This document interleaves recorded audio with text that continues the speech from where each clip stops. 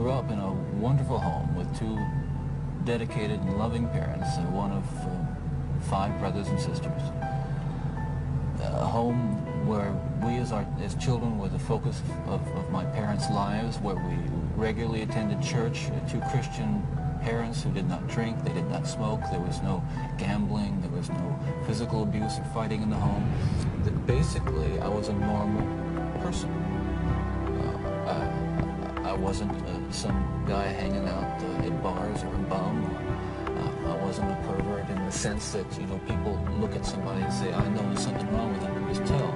I mean, I was essentially a normal person. I had good friends. I led a normal life, except for this one small but very potent and very destructive segment of it that I kept very secret and very close to myself and didn't let anybody know about it.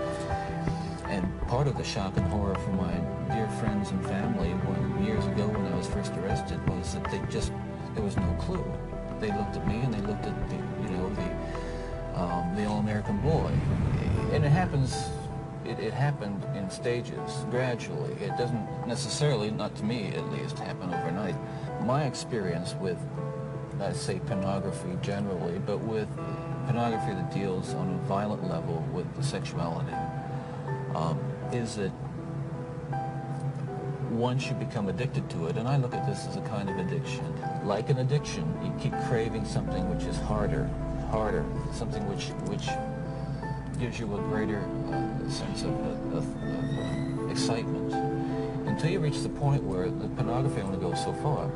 You reach that jumping off point where you begin to wonder if maybe actually doing it will give you that which is beyond just reading about it or looking at it. Listen, I'm no social scientist, and I haven't done a survey. I mean, I don't pretend that I know what John Q. Citizen thinks about this. But I've lived in prison for a long time now. And I've met a lot of men who were motivated to commit violence just like me. And without exception, every one of them was deeply involved in pornography, without question, without exception, deeply influenced and consumed by an addiction to pornography. There's no question about it. The FBI's own study on serial homicide shows that the most common interest among serial killers is pornography. Those of us who have been so much influenced by violence in the media, in particular pornographic violence, are not some kinds of inherent monsters.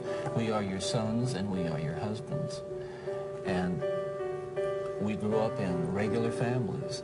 And pornography can reach out and snatch a kid out of any house today. It snatched me out of my home. It snatched me out of my home 20, 30 years ago. And as diligent as my parents were, and they were diligent in protecting their children, and as good a Christian home as we had, and we had a wonderful Christian home, there is no protection against the kinds of influences that are loose in the society that tolerate